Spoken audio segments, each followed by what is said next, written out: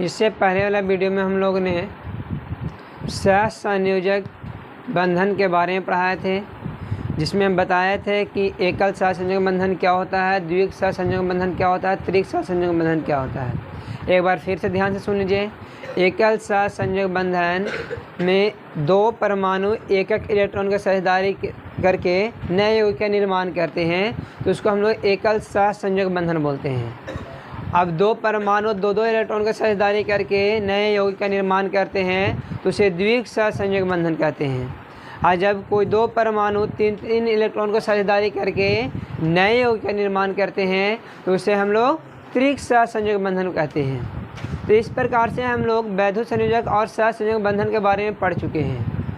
अब यहाँ पढ़ेंगे हम लोग वैद्युत संयोजक या आयनिक यौगिक की विशेषताएं। क्या क्या विशेषताएं, उसको ध्यान से सुन लीजिएगा। पहला है ये यौगिक घन और ऋण आवेश युक्त आयनों के बने होते हैं। यानी कहने का मतलब ये है बाबू कि वैद्युत संयोजक और या आयनिक बंधन द्वारा जो यौगिक का निर्माण होता है, वह यौगिक घन आवेश और ऋण आवेश युक्त आयनों का बने होते हैं। जैसे कि आप यहाँ पर देख सकते हैं सोडियम क्लोराइड है, तो सोडियम क्लोराइड में सोडियम पर प्लस चार्ज और क्लोरीन पर माइनस चार्ज होता है। तो यहाँ पर ये जो बना हुआ है, इन दोनों का फलस्वरूप बना हुआ है, उल्टा हम दे दिए है ना, ये दोनों का फलस्वरूप बना हुआ है ना। ये हम इसको यहाँ लिख देते हैं, देख लीजिए ध्यान से, NaCN है ना। तो यहाँ पर सोडियम पर प्लस चार्ज और क्लोरीन पर माइनस चार्ज है।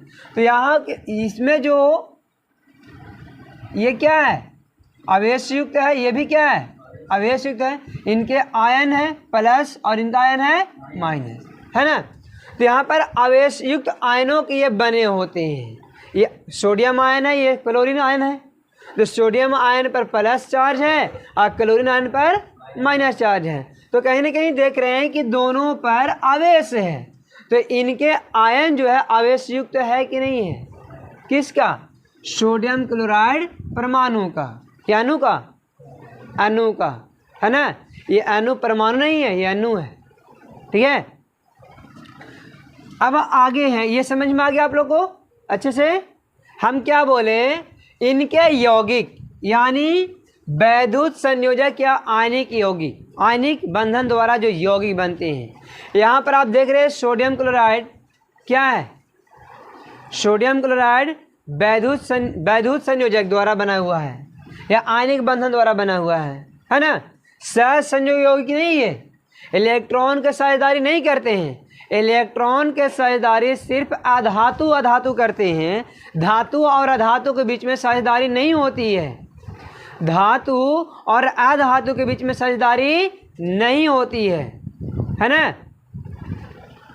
तो यहाँ पर क्या है, एक धातु और एक अधातु है। तो हम साफ समझ सकते हैं, इसे देख करके ही बता सकते हैं कि इन दोनों के बीच में सहसंयोजक बंधन का निर्माण नहीं होगा। जब भी होगा तो वैद्युत संयोजक या आयनिक बंधन बनेगा इसके में।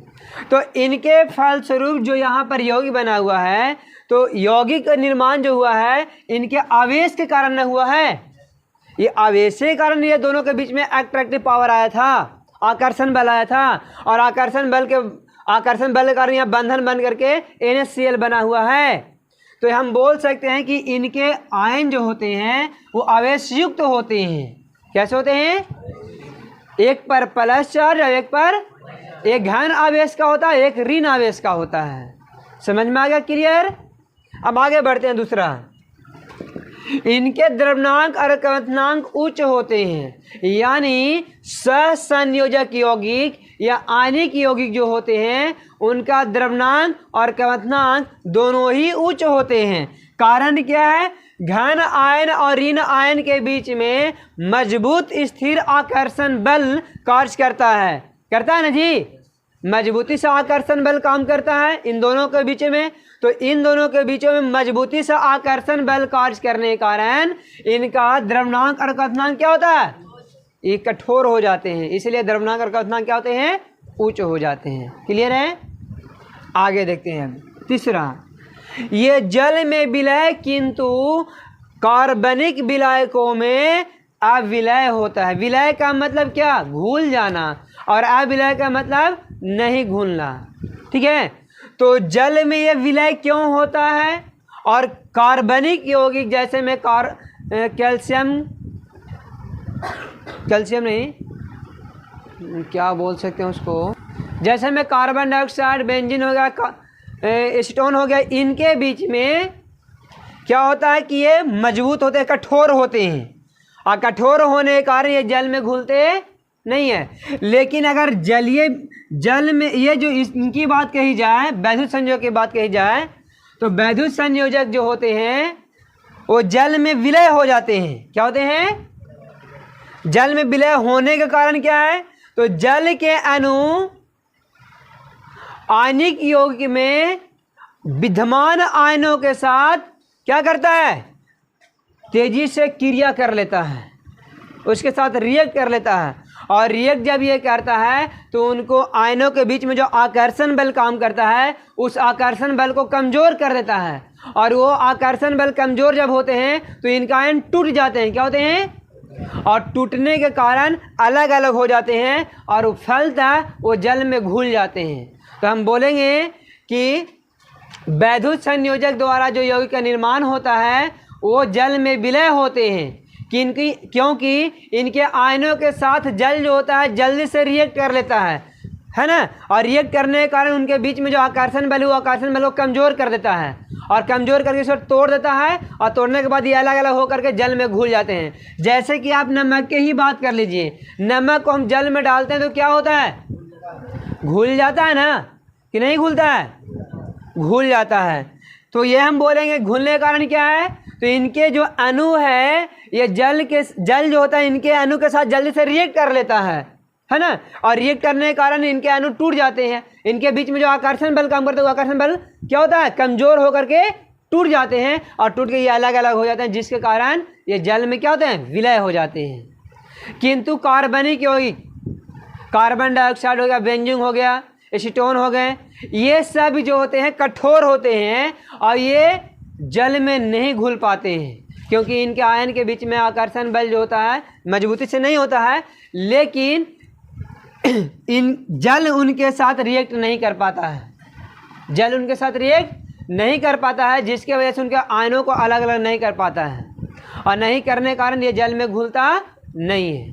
ठीक है, अब अगला पॉइंट है ये चौथा, ये द्रवित या जलीय विलयन की अवस्था में विद्युत का सुचालक होता है। अगर इसको हम लोग द्रवित या जलीय विलयन में कर दें, इसको द्रव की अवस्था में हो या जलीय विलयन हो, तो वैसी अवस्था में ये विद्युत का सुचालक होते हैं। विद्युत का क्या होते हैं? सुचालक होते हैं। क्यों? अब देखिए यहाँ लिखा है, द्रवित या जलीय विलयन में इनके आयन जो होते हैं वो मुक्त हो जाते हैं, फ्री इलेक्ट्रॉन हो जाते हैं। और जब फ्री इलेक्ट्रॉन होगा, आयन इनका मुक्त हो जाएंगे, तो एक स्थान से दूसरे स्थान तक आने जाने में समर्थ हो जाएंगे। एक स्थान से दूसरे स्थान तक आसानी से आ जा सकते हैं। तो जब एक स्थान से दूसरे स्थान तक आ जा सकते हैं तो इनके बीच में क्या हो जाएगा? फिर इलेक्ट्रॉन जो होते हैं वो विद्युत का सुचालक हो जाते हैं। आप लोगों को पता होगा कि धातु विद्युत का सुचालक क्यों होते हैं? मुक्त इलेक्ट्रॉन कारण, उनके बीच में मुक्त इलेक्ट्रॉन होते हैं, और फ्री इलेक्ट्रॉन जो होते हैं एक स्थान से दूसरे स्थान तक घूम सकते हैं, इसलिए विद्युत क्या होते हैं? सुचालक होते हैं। तो वही यहाँ भी हो रहा है कि द्रवित अवस्था में या जलीय विलयन में इनके आयन मुक्त अवस्था में हो जाते हैं, जिसके वजह से एक स्थान से दूसरे स्थान तक गमन करते माने आ जा सकते हैं, जिसके वजह से ये विद्युत का सुचालक होते हैं। लेकिन अगर ठोस की बात कही जाए तो ठोस अवस्था में ये कठोर होने के कारण ये मुक्त इलेक्ट्रॉन नहीं बना पाते हैं, और जब मुक्त इलेक्ट्रॉन नहीं होता है तो ये विद्युत का सुचालक नहीं कर पाते हैं, अच्छे सुचालक नहीं कर पाते हैं। ठीक है, कोई दिक्कत? तो यहाँ पर हम लोग देख लिए वैद्युत संयोजक या आयनिक यौगिक की विशेषताएं। अब आगे देखेंगे हम लोग सहसंयोजक यौगिक की विशेषताएं। अब यहाँ हम लोग देखेंगे सहसंयोजक यौगिक की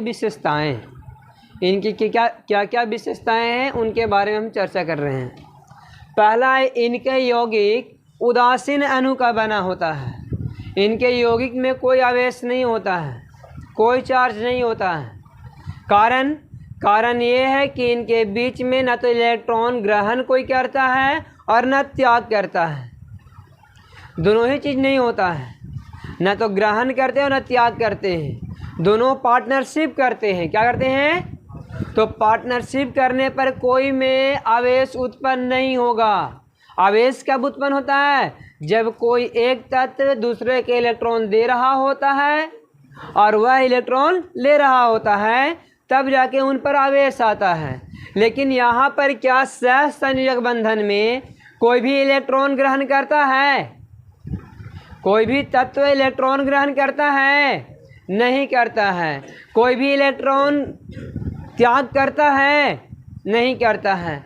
तो जब ग्रहण और त्याग नहीं होगा तब तक कोई आवेश उत्पन्न नहीं होता है। इनके बीच में सिर्फ पार्टनरशिप चलता है, साझेदारी चलता है, बराबर बराबर इलेक्ट्रॉनों को साझेदारी करते हैं ना।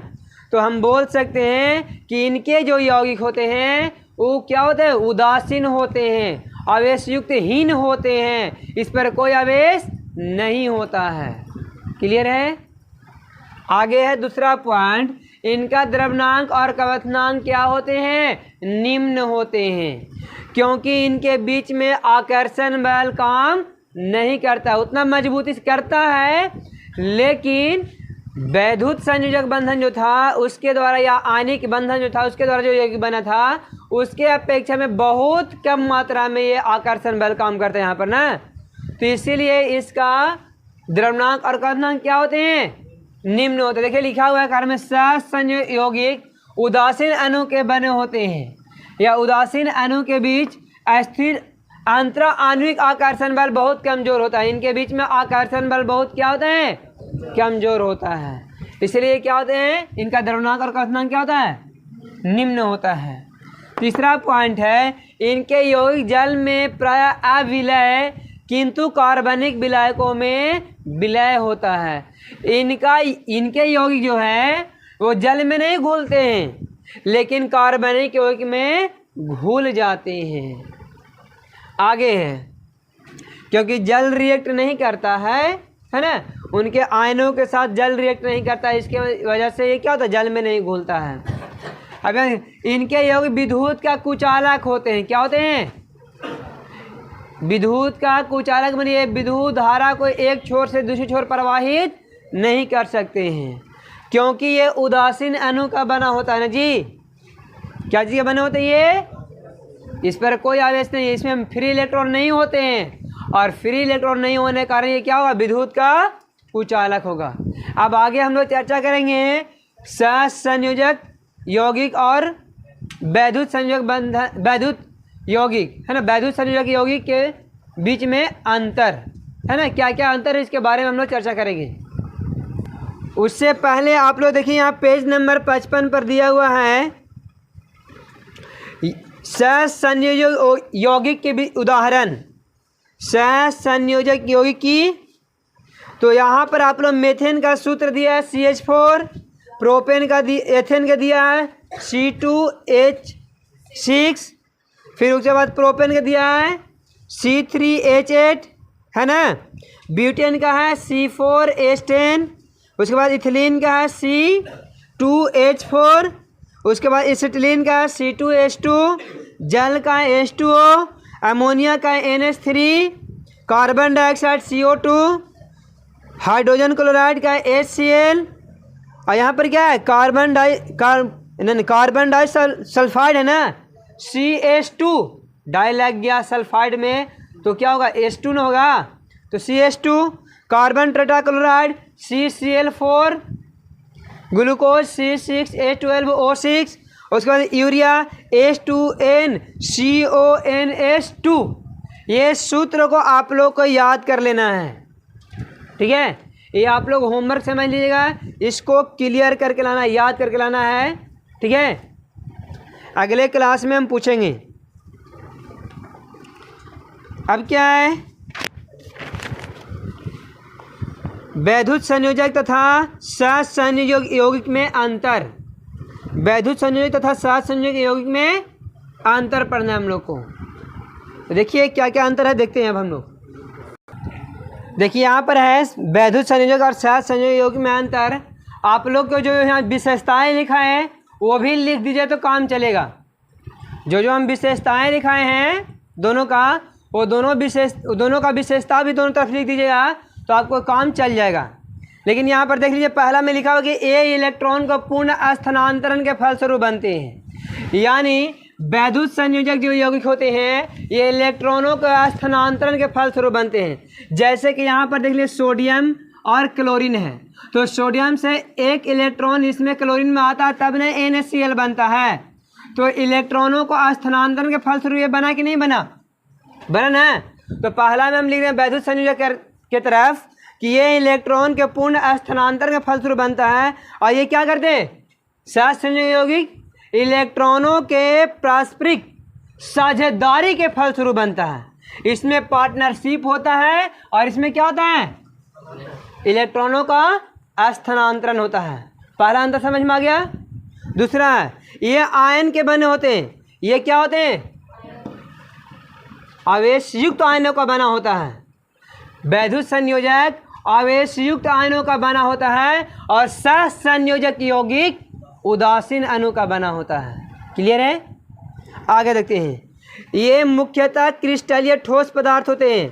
ये क्रिस्टलीय होते हैं और ये क्या होते हैं, ये होते हैं ठोस या द्रव अवस्था में होते हैं।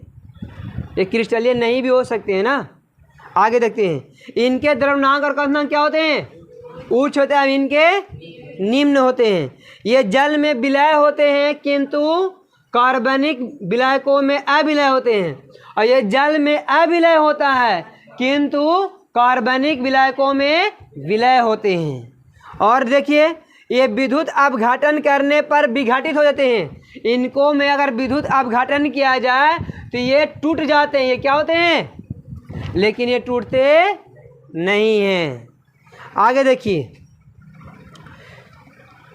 ठोस अवस्था में विद्युत का कुचालक होते हैं और द्रवित या जलीय विलयन में विद्युत का सुचालक होते हैं। और ये क्या होते हैं, ये विद्युत क्या होते हैं जी, कुचालक होते हैं। ये क्या होते हैं, ध्रुवीय सहज संयोजक यौगिक को छोड़ करके बाकी जितने भी यौगिक है ये विद्युत क्या होते हैं, कुचालक होते हैं। विद्युत धारा प्रवाहित क्यों, क्योंकि इसमें फ्री इलेक्ट्रॉन ये आयन का बना ही नहीं होता, उदासीन अणु का बना होता है ना। आगे देख लीजिए आप आगे। इनके अणु में कोई निश्चित आकृति नहीं होता है। इनके अणु में कोई निश्चित आकृति, और इसमें आकृति निश्चित होता है। इसमें आकृति क्या होता है, आगे देख लेते हैं। विलयन में ये तीव्र से अभिक्रिया करते हैं। विलयन में तेजी से अभिक्रिया करता है और ये धीरे धीरे अभिक्रिया करता है। ये जल्दी रिएक्ट कर लेता है, जल्दी रिएक्ट नहीं करता है, बहुत धीमी गति से करता है ना, मंद गति से करता है। तो ये मुख्य रूप से इन दोनों के बीच में क्या थे, अंतर थे। अब हम लोग पढ़ेंगे धातु कर्म के बारे में, है ना। प्राकृतिक में धातु की उपस्थिति, प्राकृतिक में धातु की उपस्थिति के बारे में पढ़ेंगे हम लोग। तो आप लोग ये जो अंतर हम जो बताएं ये आपके बुक के पेज नंबर 56 में दिया हुआ है। इसको आप उतार लीजिएगा, है ना। देखिए पेज नंबर ये 56 है, दिखा देते हैं नहीं, ये यहाँ पे पेज नंबर दिया हुआ है और इसको आप लोग उतार लेना पूरा, ठीक है। ये पूरा उतार लेना है, ठीक है ना। चलिए अब आगे बढ़ते हैं हम लोग। प्राकृतिक में धातु की उपस्थिति, चलिए देखिए। प्राकृतिक में धातु की उपस्थिति बोलता है प्राकृतिक में धातु का सबसे बृहद स्रोत पृथ्वी के परत एवं समुद्री जल है। प्राकृतिक में जितने भी हम धातु देख रहे हैं ये धातु या तो पृथ्वी से निकला हुआ है या तो समुद्री जल से निर्माण हुआ है। समुद्री जल में बहुत से धातुओं के लवण घुले होते हैं। समुद्री जल में बहुत से धातु के लवण क्या होते हैं, उसमें घुले होते हैं। जैसे में देख लीजिए सोडियम क्लोराइड कहाँ रहता है, समुद्री जल में। मैग्नीशियम क्लोराइड आदि धातु में मुख्यतः ये धातु दो रूप में पाई जाती हैं। मुख्य रूप से धातु कितने रूप में पाए जाते हैं? एक मुक्त अवस्था में और एक मिनट। तो प्राकृतिक में धातुओं की उपस्थिति दो रूप में होती है, एक मुक्त अवस्था में और एक संयुक्त अवस्था में, है ना। प्राकृतिक में जो भी हम धातु देखते हैं, जो हम धातु देख रहे हैं उसका उपयोग जो कर रहे हैं हम लोग, क्या पृथ्वी से वैसा ही प्राप्त होता है? तो नहीं, पृथ्वी से वैसा प्राप्त नहीं होता है। उसमें बहुत सा अशुद्धियाँ होती है ना। उन अशुद्धियों को दूर करना पड़ता है और उसके बाद हम लोग अपने लायक उसको बनाते हैं, तब उसका उपयोग करते हैं, है कि नहीं। तो प्राकृतिक से जो धातु हम लोग को मिलता है ये तो पृथ्वी से प्राप्त होता है और नहीं तो समुद्री जल से। समुद्री जल में घुला हुआ रहता है सोडियम क्लोराइड। सोडियम कहाँ घुला हुआ है? सोडियम क्या धातु है ना, जो किससे घुला हुआ है? क्लोरीन के साथ मिल करके समुद्री जल में मिला हुआ है ना। और मैग्नीशियम क्लोराइड, मैग्नीशियम क्या है? धातु है, वो भी कहाँ है? समुद्री जल में घुला हुआ है। तो कहीं ना कहीं हम यहाँ देख रहे हैं कि ये संयुक्त अवस्था में ये क्या है, और कुछ धातु ऐसे होते हैं जो मुक्त अवस्था में होती हैं। प्राकृतिक में धातु दो अवस्था में पाई जाती हैं। प्राकृतिक में जो धातु होते हैं वो दो अवस्था में पाई जाती हैं। पहला अवस्था है मुक्त अवस्था। पहला क्या है? मुक्त अवस्था।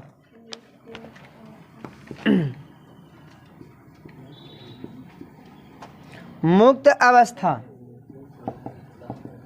अब यहाँ पर बात होती है कि मुक्त अवस्था में कौन सी धातु पाई जाती है।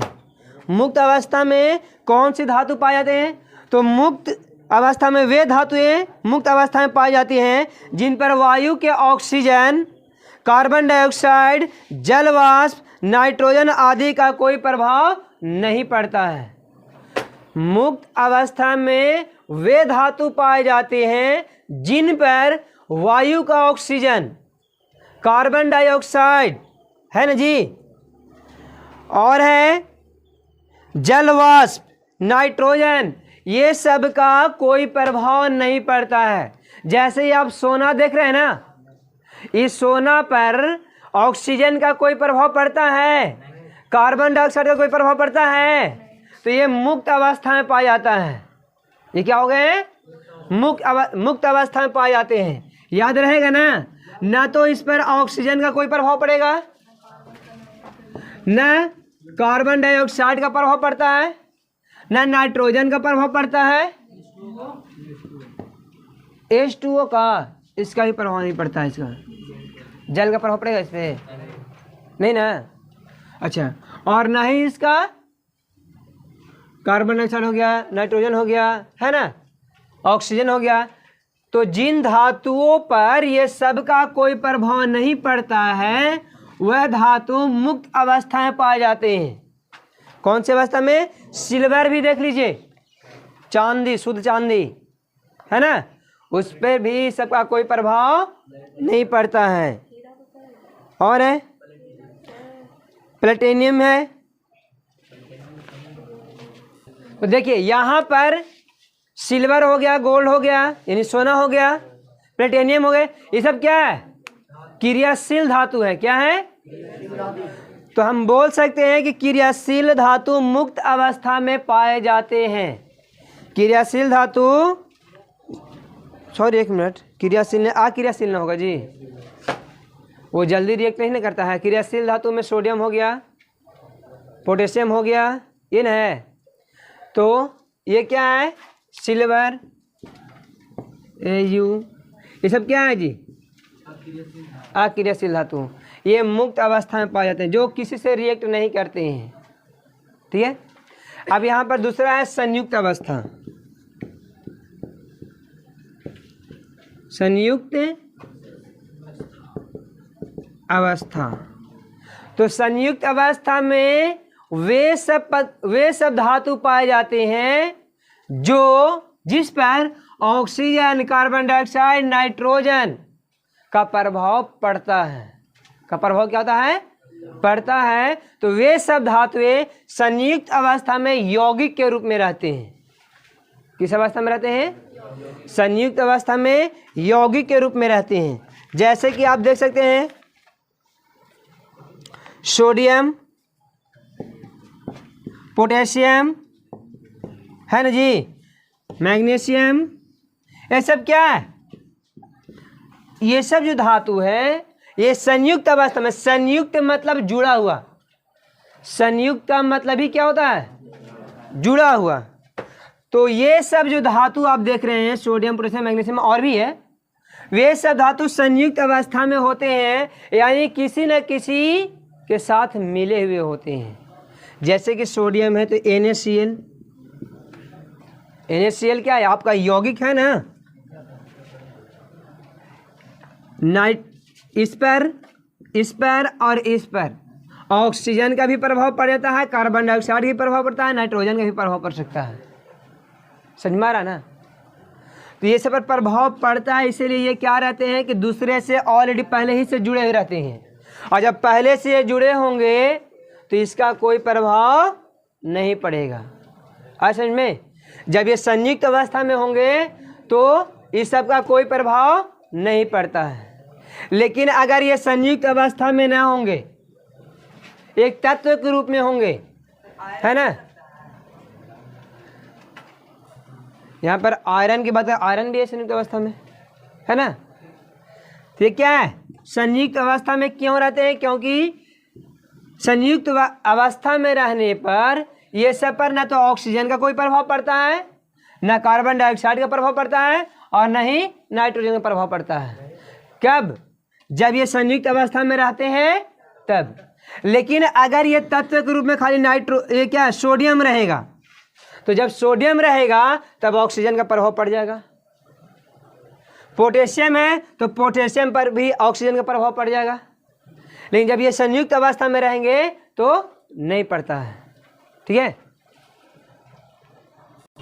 बहुत लोग को ये डाउट होगा कि NaCl पर प्रभाव पड़ेगा। अच्छा, NaCl से रिएक्शन करेगा क्या? ऑक्सीजन रिएक्शन करेगा? नहीं करेगा, क्योंकि यहाँ पर ये सोडियम जो है क्लोरीन का 1 इलेक्ट्रॉन त्याग चुका है, और ये दोनों के बीच में बंधन बन के NaCl बन चुका है। तो बताइए अब ये और ऑक्सीजन के साथ कैसे जुड़ सकता है? ऑक्सीजन के साथ कैसे जुड़ेगा? ये जुड़ेगा तो ऑक्सीजन का कोई प्रभाव, लेकिन अगर सोडियम हो तब प्रभाव पड़ सकता है। सोडियम ऑक्साइड बना लेगा, पोटेशियम ऑक्साइड बना लेगा, मैग्नीशियम ऑक्साइड बना लेगा। लेकिन जब ये संयुक्त अवस्था में होंगे तब ये रिएक्शन नहीं करेगा, इसका कोई प्रभाव नहीं पड़ेगा। क्लियर है? कोई डाउट? तो अब यहाँ पर कह सकते हैं जो क्रियाशील धातु है, देखिए सोडियम क्रियाशील है कि नहीं, पोटेशियम क्रियाशील है कि नहीं, मैग्नीशियम भी क्रियाशील धातु है कि नहीं। तो क्रियाशील धातु संयुक्त अवस्था में पाई जाती है, और अक्रियाशील धातु कहाँ पाए जाते हैं? मुक्त अवस्था में पाए जाते हैं। याद रहेगा, यहाँ लिख देते हैं अक्रियाशील धातु। जैसे में हो गया सिल्वर, हो गया गोल्ड, हो गया प्लेटिनियम, हो गया, ये सब। इसका यहाँ देखिए संयुक्त अवस्था में कौन रहेगा? क्रियाशील रहेगा। कौन रहेगा? क्योंकि ये जल्दी से रिएक्शन कर लेते हैं ना। क्रियाशील धातु है ना। क्रियाशील धातु में कौन कौन हो जाएंगे जी? सोडियम है, पोटेशियम है, मैग्नीशियम है, और भी है, कॉपर है। कॉपर है जी, याद रहेगा ना जी सब। देखिए अब शॉर्टकट तरीका है, आप लोग मुक्त अवस्था में कौन धातु होंगे? वे धातु जिस पर ऑक्सीजन, कार्बन डाइऑक्साइड, नाइट्रोजन आदि का कोई प्रभाव नहीं पड़ता है, वो मुक्त अवस्था में होते हैं। अर्थात हम कह सकते हैं कि अच्छा किस पर नहीं पड़ता है? जो अक्रियाशील होता है, जो किसी से रिएक्शन जल्दी नहीं करते हैं, जैसे में सिल्वर हो गया, गोल्ड हो गया, ये सब क्या है? अक्रियाशील धातु है। अगर ये जल्दी से रिएक्शन किए होते तो हमारा आभूषण जो होता है बहुत जल्दी ही खराब हो जाता, आज पहने कल चेंज करना पड़ता है कि नहीं। लेकिन ऐसा होता है, लंबे समय तक हम लोग पहनते हैं कि नहीं पहनते हैं, पहनते हैं ना। तो वो क्या होता है, अक्रियाशील होते, वो जल्दी रिएक्ट नहीं करते हैं। तब अब हम ये भी कह सकते हैं कि जो धातु अक्रियाशील होते हैं वो मुक्त अवस्था में पाए जाते हैं, हम फ्री होते हैं, किसी के साथ जुड़े हुए नहीं रहते हैं। क्योंकि ये जानता है कि हमको किसी से रिएक्शन करना ही नहीं है, तो हम क्यों दूसरा के साथ जुड़ के रहे, डर के रहे, है ना। अब अगर संयुक्त अवस्था की बात कही जाए तो संयुक्त अवस्था में वे धातुएं पाई जाती हैं जिस पर ऑक्सीजन, कार्बन डाइऑक्साइड, नाइट्रोजन आदि का प्रभाव पड़ जाता है। तब वे क्या करते हैं कि वे संयुक्त अवस्था में हो जाते हैं, किसी न किसी तत्व के साथ जुड़ करके यौगिक का निर्माण किए हुए रहते हैं। तब फिर ऑक्सीजन, कार्बन डाइऑक्साइड, नाइट्रोजन आदि का कोई प्रभाव नहीं पड़ता है। लेकिन अगर इसको मुक्त अवस्था में छोड़ दिया जाए तो जैसे ही हम सोडियम को बाहर लाएंगे, ऑक्सीजन से रिएक्शन कर लेता है, जल से रिएक्शन कर लेता है। जल में आग पकड़ता है ना। आप लोग बार बार बताएं कि जादूगर हम लोग से क्या करता है, यही इसी का फायदा उठाता है, ताली बजवाता है, ताली बजाओ, ठीक है, कोई दिक्कत। तो ये सब मुक्त अवस्था में नहीं होते हैं, ये सब क्या होते हैं कि किसी न किसी के साथ जुड़े हुए होते हैं। जैसे सोडियम क्लोराइड अभी बोल रहे थे ना हम, ये क्या है, क्लोरीन के साथ जुड़ा हुआ है, तो ये संयुक्त हो गया। संयुक्त का अर्थ ही होता है जुड़ना, संयुक्त अर्थ क्या होता है, जुड़ना। तो अब यहाँ पर हम क्या कर सकते हैं, ये सब क्रियाशील धातु है, सब क्या है। तो अब ये भी बोल सकते हैं कि संयुक्त अवस्था में वे धातु पाए जाते हैं जो क्रियाशील होते हैं, या क्रियाशील धातु को संयुक्त अवस्था में रखा जाता है। कोई दिक्कत, कोई दिक्कत है जी? नहीं है। अब हम लोग को यहाँ पढ़ना है खनिज एवं अयस्क। खनिज किसे कहते हैं, खनिज है क्या?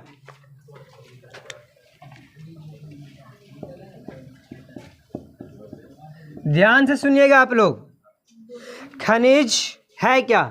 पृथ्वी की परत में विद्यमान धातु युक्त ठोस पदार्थ को खनिज कहते हैं। पृथ्वी के परत में विद्यमान माने उपस्थित धातु युक्त ठोस पदार्थ को खनिज कहा जाता है। क्या कहते हैं उसको? खनिज कहते हैं। पृथ्वी की परत में खनिज जो होते हैं चट्टान जैसे, बड़ा बड़ा पत्थर जैसा होता है ना, और उसमें ही धातु पाया जाता है। उसमें क्या कहते हैं, जिसको लोग पृथ्वी के परत से प्राप्त करते हैं, तो उसे हम लोग बोलेंगे खनिज। क्या है? खनिज। खनिज जो होता है, खनिज से फिर हम लोग अयस्क निकालते हैं। क्या निकालते हैं? अब अयस्क किसे कहेंगे? अयस्क किसे कहेंगे जी?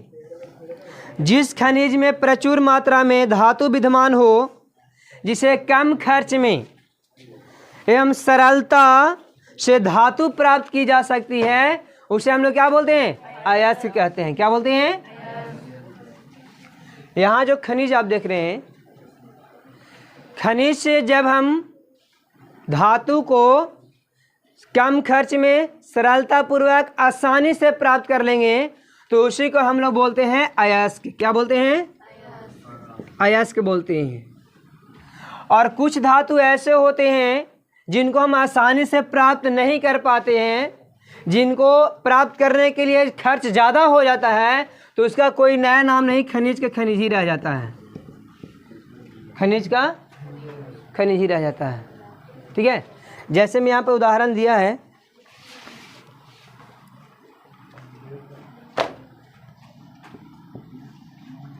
जिंक सल्फाइड जो है, जिंक सल्फाइड से हमको आसानी से जिंक प्राप्त हो जाता है, तो यहाँ पर ये क्या कहला जाएगा? ये कहलाएगा अयस्क। क्या कहलाएगा? क्योंकि जिंक सल्फाइड से जिंक हमको कम खर्च में एवं सरलता पूर्वक प्राप्त हो जाता है, इसलिए जिंक सल्फाइड क्या कहलाएगा? अयस्क कहलाएगा, है ना। अब आता है जिंक कार्बोनेट। तो जिंक कार्बोनेट से ZnCO3, जिंक कार्बोनेट है ना, तो जिंक कार्बोनेट से जिंक को हम आसानी से प्राप्त नहीं कर सकते हैं। जिंक कार्बोनेट को जिंक से जिंक कार्बोनेट को जिंक से हम लोग जिंक कार्बोनेट से जिंक को आसानी से प्राप्त नहीं किया जा सकता है और कम खर्च में भी नहीं प्राप्त कर सकते हैं। तो ऐसे स्थिति में इसको हम क्या बोलेंगे? खनिज बोलेंगे। क्या बोलेंगे? जिंक सल्फाइड और जिंक कार्बोनेट है, दोनों है। तो जिंक सल्फाइड से जिंक आसानी से प्राप्त हो जाता है, कम खर्च में प्राप्त होता है, तो इसलिए जिंक सल्फाइड को हम लोग अयस्क बोलेंगे। और जिंक कार्बोनेट से जिंक आसानी से प्राप्त नहीं होता है, कम खर्च में प्राप्त नहीं होता है, तो यहाँ पर ये क्या हो गया? खनिज हो जाता है। क्या होता है? अयस्क समझ में आया? अयस्क समझ में आया? खनिज में उपस्थित धातु को आसानी से या सरलता पूर्वक और कम खर्च में प्राप्त करना क्या कहलाता है? अयस्क कहलाता है। क्या कहलाता है? क्लियर है? जैसे कि यहाँ पर ये दोनों की बात करें तो इसको ज़्यादा प्रोसेस नहीं है, इसके बारे में आगे हम पढ़ेंगे। इसका ज़्यादा लंबा प्रोसेस नहीं होता है, लेकिन इसका बहुत लंबा प्रोसेस होता है, बहुत समय ले लेगा, खर्च भी अधिक होगा इसमें, और बहुत कठिनाई से ये प्राप्त होता है ना। तो यहाँ पर इसको हम खनिज ही नाम देंगे, अयस्क नहीं। लेकिन अगर जिंक सल्फाइड की बात करें तो सल्फाइड से जिंक आसानी से प्राप्त किया जा सकता है, सरलता पूर्वक प्राप्त किया जाता है, इसलिए जिंक सल्फाइड क्या है? अयस्क है। क्या है? तो यहाँ पर हम देख रहे हैं खनिज से ही क्या बना है? अयस्क बना है। तो यहाँ पर एक क्वेश्चन हो जाता है, पूछ देता है, ऑब्जेक्टिव क्वेश्चन यहाँ तैयार होगा, क्या सभी अयस्क खनिज होते हैं? तो बोलेंगे हाँ, सभी अयस्क खनिज होते हैं, लेकिन सभी खनिज अयस्क नहीं होते हैं। जैसे मैं यहाँ उदाहरण देख लीजिए, ये भी आपका खनिज था, ये भी खनिज था, लेकिन इससे हम आसानी से धातु प्राप्त कर लेते, इसलिए इसको क्या बोलेंगे? अब अयस्क बोलेंगे। क्योंकि ये भी पृथ्वी से निकलता है, ये भी पृथ्वी से निकलता है ना। तो ये खनिज को हम क्या ये अयस्क को क्या बोल सकते हैं? खनिज बोल सकते हैं ना।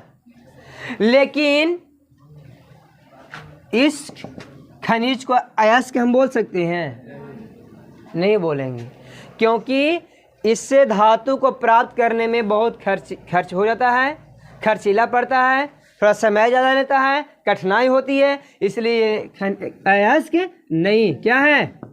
खनिज ही है। और ये क्या है? अयस्क है। तो यहाँ पर एक ऑब्जेक्टिव क्वेश्चन पूछा जा सकता है, ये बहुत ही इंपॉर्टेंट क्वेश्चन, याद रखिएगा। क्या सभी खनिज अयस्क होते हैं? नहीं। तो और ऐसा हो सकता है कि क्या सभी अयस्क खनिज होते हैं? तो हाँ, ठीक है, सभी अयस्क खनिज होते हैं, लेकिन सभी खनिज अयस्क नहीं होते हैं। कोई दिक्कत है? याद रहेगा ना। अब यहाँ पर आप लोग देख लीजिए, बुक में धातु, खनिज और प्राप्त स्थान यहाँ पर दिया, इसको याद कर लीजिएगा। जैसे सोडियम का खनिज कहाँ है? क्या है जी? Borax, Chile, saltpetre. और ये प्राप्त कहाँ होता है? लद्दाख से प्राप्त होता है। कहाँ से? मैग्नीशियम, डोलोमाइट, मैग्नेसाइट, है ना जी, ये कहाँ प्राप्त होता है? तमिलनाडु।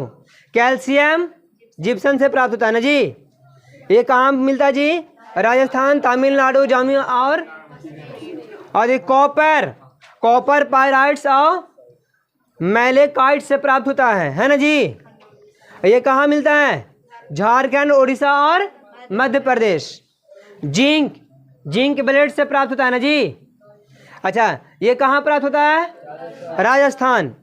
आयरन हेमेटाइट से प्राप्त होता है, और ये कहाँ? झारखंड एवं कर्नाटक। तो इसको कल आप लोग याद करके आइएगा, नेक्स्ट क्लास में इसको याद करके लाना है। इसको याद कैसे करना है बताइए पहले। अब आगे हम लोग को पढ़ना है अयस्क के प्रकार। अयस्क के कितने प्रकार होते हैं, कौन कौन होते हैं, इसको देख लीजिए ध्यान से। इसको क्लीन करते हैं। अयस्क समझ में आ गया? अयस्क क्या है?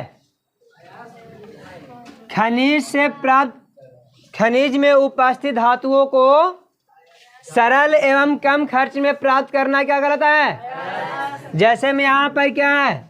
जिंक सल्फाइड क्या है? अयस्क है। लेकिन जिंक कार्बोनेट क्या है? क्यों? क्योंकि जिंक कार्बोनेट से जिंक को प्राप्त करने में अधिक खर्चीला हो जाता है और समय ज़्यादा लगता है और प्राप्त करने में कठिनाई भी ज़्यादा होती है ना, है ना, सरलता से प्राप्त नहीं होता है, तो इसलिए एक खनिज है। लेकिन जिंक सल्फाइड क्या है? अयस्क है। क्यों? क्योंकि जिंक सल्फाइड से जिंक को प्राप्त करने में कम समय लगता है, खर्चीला भी बहुत कम होता है, समय की बचत होती है ना, और हम सरल तरीके से प्राप्त हो जाता है, इसलिए इसको क्या बोलेंगे? अयस्क बोलेंगे। अब हम लोग आगे पढ़ेंगे अयस्क के प्रकार कौन कौन है, इसको देख लीजिए ध्यान से, क्लीन करते हैं इसको।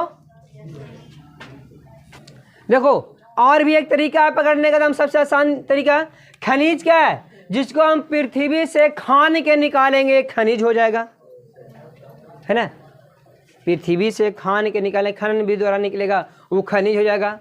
अब अयस्क जो खनिज से चट्टान हमको प्राप्त हुआ है पत्थर जैसा, उससे धातु का निष्कासन यदि सरल विधि से हो जाए, कम खर्च में हो जाए, आसानी से हो जाए, कम समय में हो जाए, तो उसी को नाम हम लोग अयस्क दे देते हैं। और जिसको निकालने में ज़्यादा खर्च, ज़्यादा समय, ज़्यादा कठिनाई हो, उसको हम लोग खनिज का खनिज ही नाम देते हैं। ठीक है, अब इसको क्लीन करते हैं।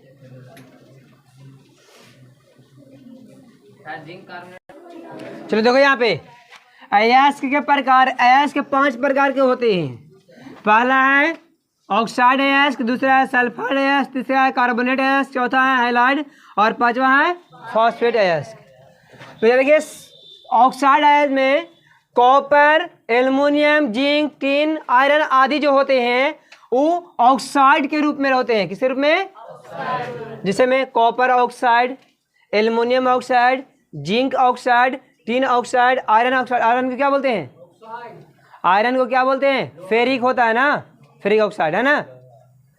अब यहाँ देखिए सल्फाइड अयस्क, यहाँ पर देखिए कुछ इसमें भी होता है, कुछ इसमें भी होता है, दोनों में होता है। जिसमें कॉपर कॉपर है, जिंक भी मिल जाएगा आपको, आयरन भी मिल जा रहा है, मिल रहा है कि नहीं मिल रहा है।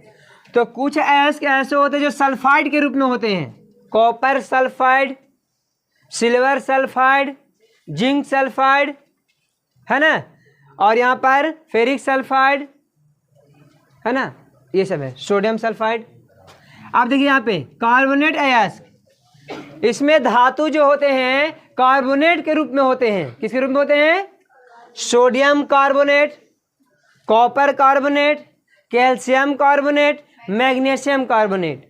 अब यहाँ पर हाइलाइड की बात करते हैं, तो इसमें जो धातु होते हैं वो हाइलाइड के रूप में होते हैं, कैल्शियम हाइलाइड, सिल्वर हाइलाइड, ऐसे में। अब यहाँ पर बात करते हैं फॉस्फेट के, तो यहाँ पर क्या है? यहाँ पर धातु फॉस्फेट के रूप में रहते हैं, कैल्शियम फॉस्फेट, कैल्शियम, आया समझ में। अब इन सब से ही फिर धातु प्राप्त करते हैं, इन सब से क्या प्राप्त करते हैं? और इसी धातु को प्राप्त करना कहलाता है धातु कर्म कहलाता है। क्या कहलाता है? धातु कर्म, है ना। अयस्कों से धातु को प्राप्त करना धातु कर्म कहलाता है। ठीक है, क्वेश्चन हो जाएगा धातु कर्म से आप क्या समझते हैं? तो अयस्कों से धातु को प्राप्त करना क्या कहलाता है? धातु कर्म कहलाता है। जो हम लोग अयस्क से धातु प्राप्त करते हैं, क्या ये शुद्ध होता है? तो नहीं, ये शुद्ध नहीं होता है, इसको शुद्ध करना पड़ता है। ठीक है, अब इसको आप लोग स्क्रीनशॉट ले लीजिए।